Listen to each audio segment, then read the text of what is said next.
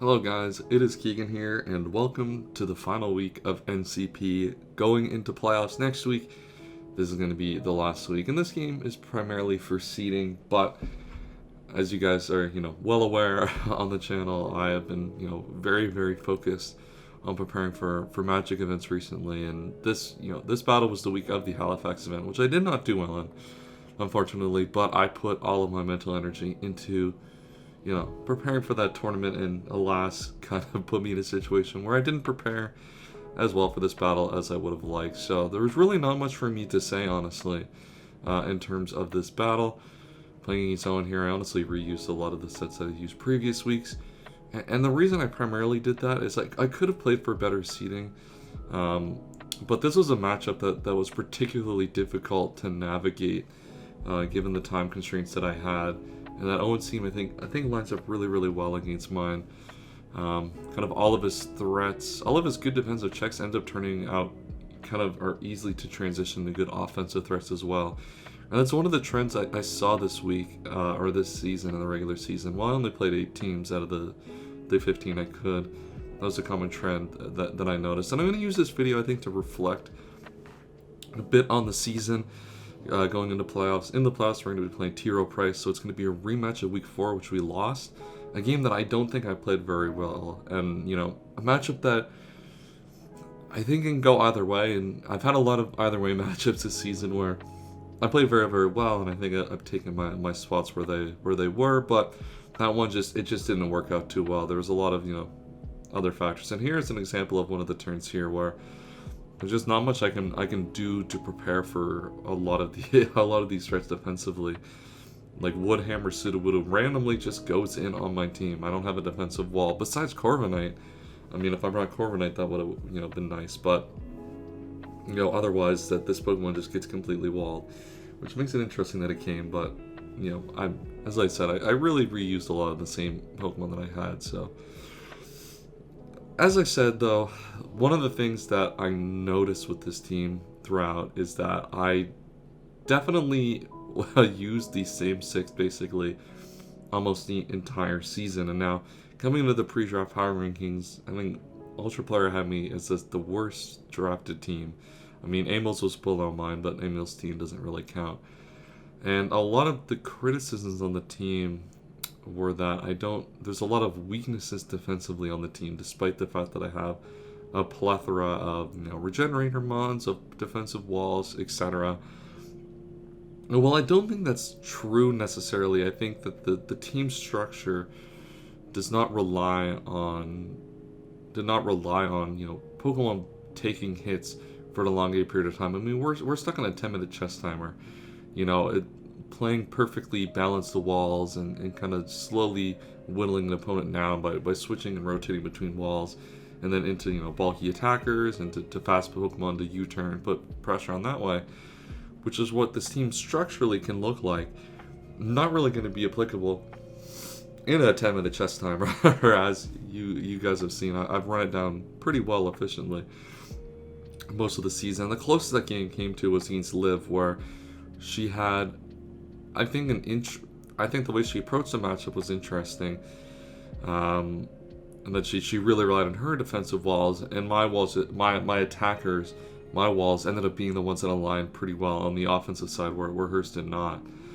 And I think that was a criticism of the team. But if you look at how a lot of the games played out this season, in Kartana sweeping, Dracozolt being an ever-present threat, is that this team was very much on the face looked like a balanced team, but played very much like hyper offense most of the time. And a lot of the games that I played, I took a very, very hyper offensive approach to them. Very, very aggressive with my Cinderace, very, very aggressive with Torrentine, and the walls were there because you need, in some ways, some sort of defensive way to get between them. And here's Scarf Eruption, Heat Turn, I just have no no answer to. I mean, what do you want me to do with this Pokemon? I mean, I can bring in Diancie here, but then, you run into the situation where it comes in Scarf Flash Cannon later, and then you're just kind of screwed. And to be honest, other than that, I don't really have much to say about this this battle and this season. There's a lot more, to think about going into the final weeks of playoffs. But overall, I think if I reflect on the season now, because I think it's easy to muddy a season and your success after playoffs, where I'm not going to say playoffs don't matter, but they're the one-off games versus the the entirety of the regular season. Perspective is different, and this is the first time I played in an actual league front to back and done Wi-Fi uploading in a long time. This is not something that I'm doing regularly, or have done regularly in a long time. And not something I think I plan on doing regularly, honestly. I think, if you look at my channel, not that, views are the metric of success for a lot of this. If I wanted to do, get views on stuff and, primarily do that, then I sure as hell would not be, doing doing videos like this. I would certainly be, stealing other people's content and uploading it like Rizzy Pow. But, call-outs aside, I think that this season overall was a success. I played well, very well, I think, in a lot of the games. And while, it naturally happens over the course of a season where your interest will wane over time. And as someone who's played Draft League since 2014, my ability to find interest in succeeding in these games, especially once I hit the fourth win, it's like, wow, this is, it starts being a mature almost at that point. But I think I'm very happy with where I ended up. Making playoffs is good. I really wanted to avoid the rematch, not because I'm scared of the matchup, but because rematches always provide these weird scenarios where you feel obligated to prepare differently, and you feel obligated to predict that your opponent prepared differently. But usually the optimal teams were already built beforehand, and you're usually trying to.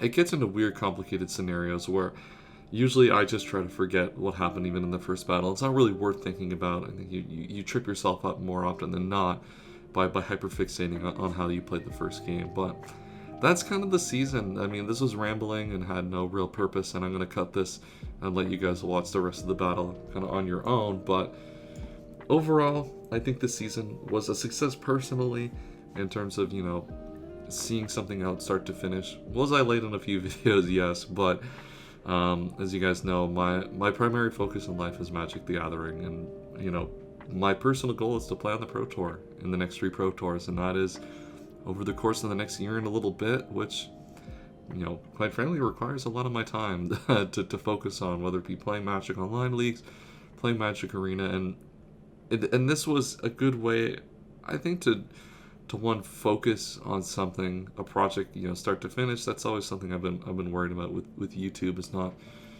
completing things that I start.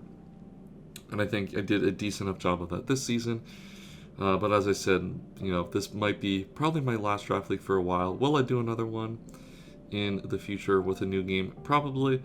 I'm never against, trying these new things. This was mainly, I think, honestly, to tie myself over for these Magic events coming in, and they came back in I wouldn't say seriousness. The stakes were risen for my event, the events I plan on playing, in a lot sooner than I would have predicted. So that kind of, I think, also killed my momentum the last half of the season. But I have basically the next month off, and that'll give me hopefully some time to focus on all 3 playoff games I will have. But that is the end of my commentary. If you guys enjoyed, this regular season, obviously I, got away from, the big effort videos I did at the start, and I think I'm going to try to do a little bit more of that in the playoffs, and put, back on that same effort I had week 1, but we'll see. Big Gaming eats T. Rowe Price. I got to prep for that today. I'm recording this on the Saturday, and I mean, not a good message to send where I haven't prepped for the game I said I want to put serious effort into until the morning of, but alas, that is what the life of traveling and playing Magic and uploading Magic does to you. It really messes your schedule up, but I'll let you have the rest of the battle. I'll see you guys next week on Friday. I promise it will actually be out Friday, because I will be live commentating, so it'll be easier to get out. But that's the end of the video. Enjoy the rest of the week, guys. I'll see you guys next time, and have a wonderful day.